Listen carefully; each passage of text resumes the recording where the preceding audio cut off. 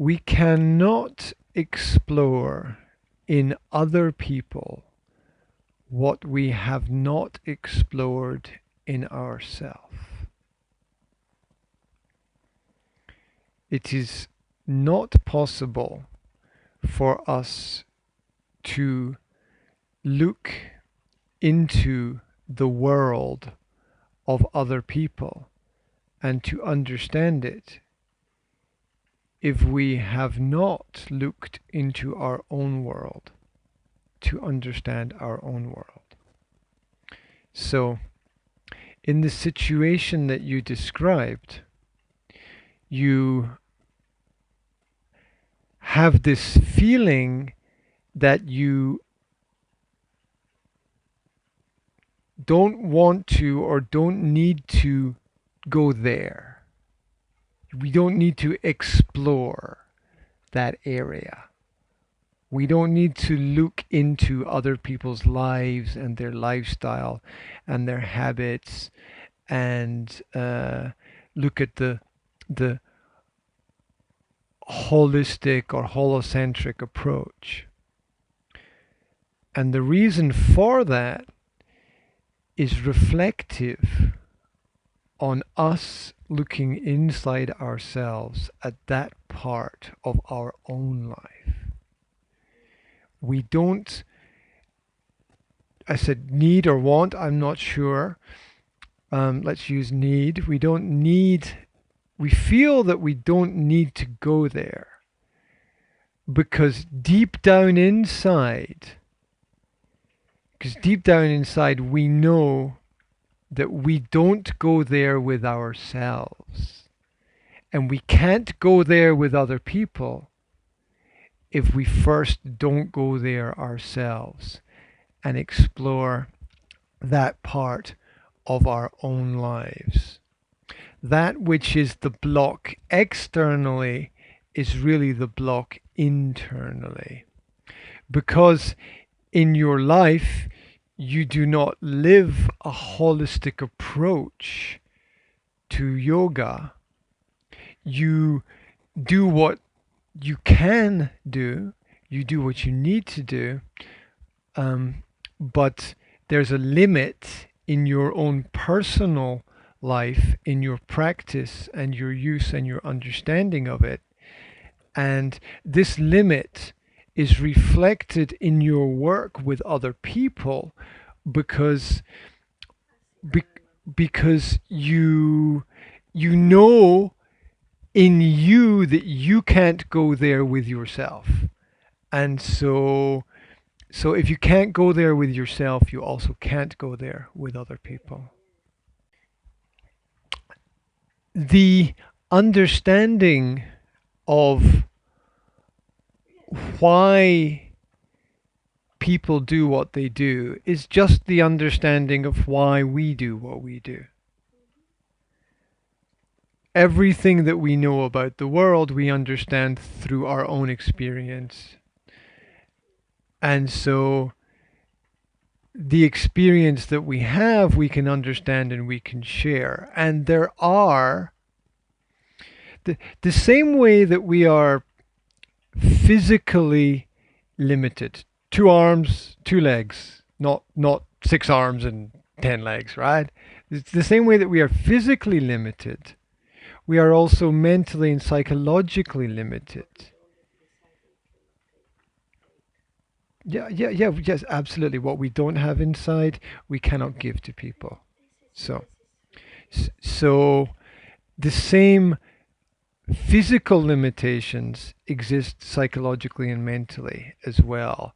What we have not explored in our own lives, we cannot explore in other people's lives.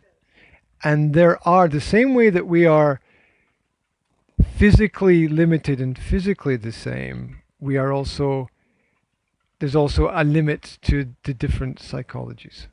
We know deep down inside we cannot ask other people to believe in something that we know is not true for ourselves.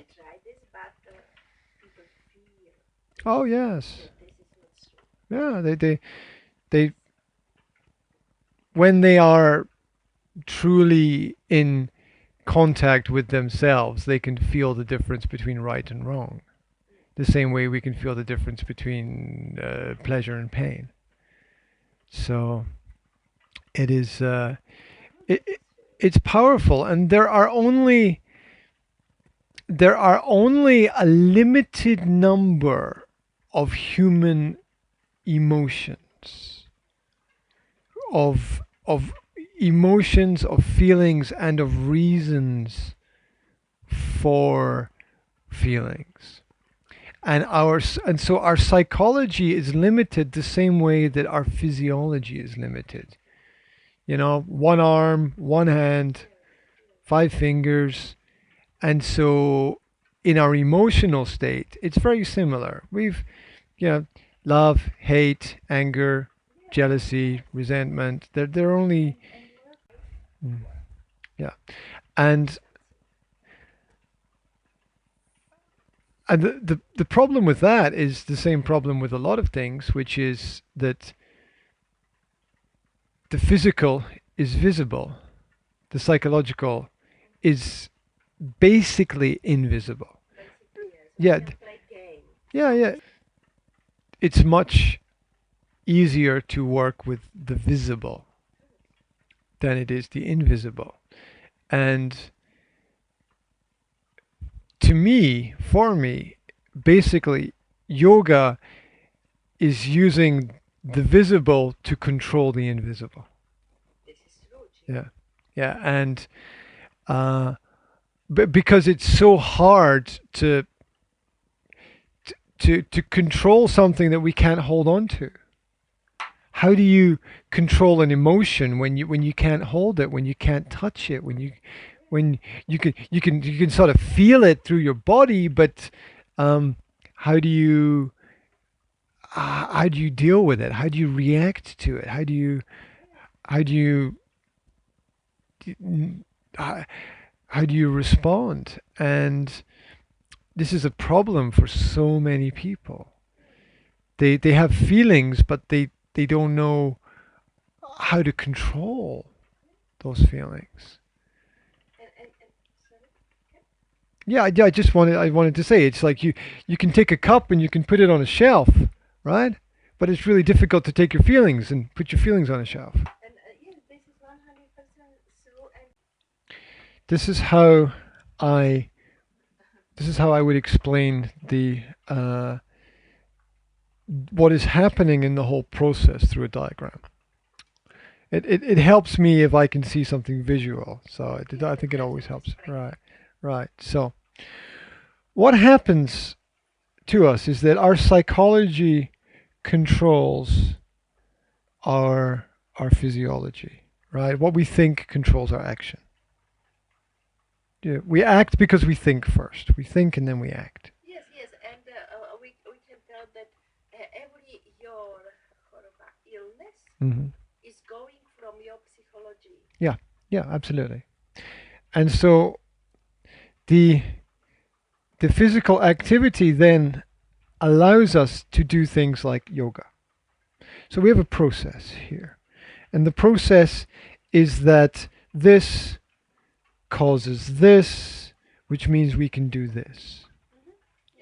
Now, this is what the student sees, but the teacher understands that what the teacher is trying to do is go the other way. Yes. And this is a nicer item. Yeah, this is 100% true. Yeah, the student is experiencing this process, but the teacher is influencing this process, the second process, the process back through the activities, because the aim is to influence the psychology of the person, the mind of the person. Now you can't do that. Mind to mind is a very high level communication, and most people are not ready for that, because you need a lot of training for that. Most people are not ready for mind to mind communication. So, um, so people are not ready for mind to mind. So how do we influence the mind? We know the mind influences the body, so we know there's a connection between mind and body. So we know that if we can influence the body, we can also influence the mind because we know there's a connection between mind body. So the student is experiencing, I think, I act, I do. So there's basically this process going on. Think, act, and do. While the teacher is attempting to reverse the process and alter the thinking process through the reverse principle. So we do yoga, which causes the body to act in a certain way, which causes the mind to think and hopefully to be a bit more free. Because through experiencing more freedom within our body, hopefully we then experience more freedom within our mind. And this is how I view the beneficial process of yoga and how it works. And a lot of things in life are what we call reverse engineering. Reverse engineering. Engineering is a process, a series of actions that will cause other actions. That's why we, a car motor is a result of engineering. This causes this, which causes this, which causes this. This is engineering, building things, building machines. And understanding is always looking backwards. Understanding is always looking backwards. This is reverse engineering. Understanding is always looking at what happened and why it happened. Because you can't look at the future because the future doesn't exist yet. So all understanding is looking backwards at processes. What happened? The process is engineering. Why I'm here. Mm-hmm. Yep, absolutely. The process is engineering and the direction is backwards. So this is reverse engineering. So in order to understand something, if we want to manipulate or change it, it's necessary to first think about what are the processes involved and then reverse engineer it, go backwards through the processes to change the source. And that's what's happening, and that's the basic principle of science. The basic principle of science is studying everything in reverse. We look at everything backwards to see how it goes forwards. I did this and I'm here. So all I have to change a little dose and maybe I will be there. Yeah, because you can't study the future of a flower. You can only study the past. It's the same with all. You cannot study future. Yeah, you can. So it's the same with all scientific processes. We where we want to have some control, where we want to influence something, where we want to change something, we take steps back. And that's one of the great contradictions, is that if we want to go in the right direction, the very first thing we have to do is look in the wrong direction. If we want to go forward, the very first thing we have to do is look backwards. If we want to predict the future, the very first thing we have to do is study the past. Yeah. So, and this is the difference in mindset, in the thinking processes of the teacher and the student. The student is thinking, how do I get from here to here? And the teacher's thinking, how do I get from here to here? And the student very often, this is what happens with me when This is what happens with me when students come to my school. The students are interested in the future, Mm-hmm. but I'm interested in the past because I know that to change the future, I have to understand the past. This is probably why when everybody is going this way, I go this way. Right? When everyone is going in one direction, I usually go in the opposite direction because Because yes, you understand. You understand this process. yeah, yeah, People automatically don't. yeah, it's if somebody wants me to help them with their future, the very first thing I have to understand is the past. What happened? When did it happen? Where did it happen? How did it happen? Because this is this is who you are now. And why you are Yeah, here. yeah, Yeah, yeah, this is good. yeah. And this becomes visible. It manifests. It becomes visible through speech, through talking about. It's the power of language. Is that we can go back in time and explore the past. Before we had language, how could you possibly explain what happened last week? Before Without we, language, this is not possible. yeah, absolutely. Without language, there is no way that we can travel back in time because that's what we do with the language. We use the language to manipulate and control time. We can go back and explore what happened, where it happened, when it happened, how it happened.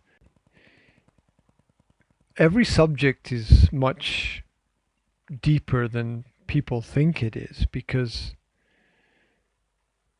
language is language is like an ocean. The words that people speak are just the surface, but under the surface there there is this great movement. There are all these currents of history and experience and, and energy that influence the surface. And most people don't explore the deeper elements. And it's because it's dark and it's not always positive, and